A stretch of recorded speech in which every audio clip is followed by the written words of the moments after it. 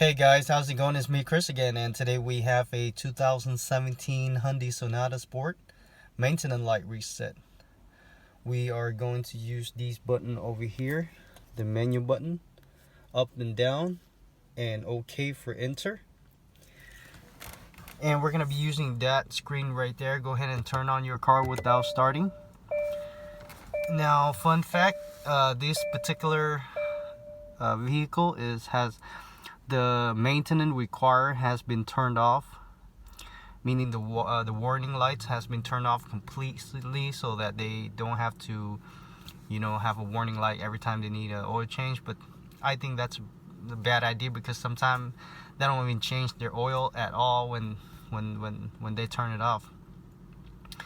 And but anyway, for you guys who turns it on and have a warning light every time you need to change your oil, that's when I come in and I'll show you how to reset the light. Now we're gonna use the menu button. Go ahead and press the menu button. Keep pressing until you find the setting page, which is here. Now scroll down until you find service interval. Press the OK button for enter.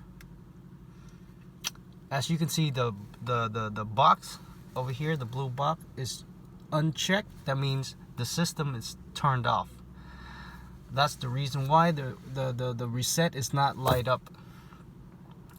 But let's press OK. So just to turn it on just for now, so that we can reset it. Okay, so press OK, highlight it and press OK.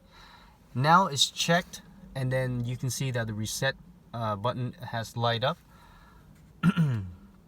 Now you scroll down to reset, and then you press OK to reset that, and then it'll show you this, and just press yes. Just follow whatever the procedure is. So press on yes, and you have successfully reset the service interval.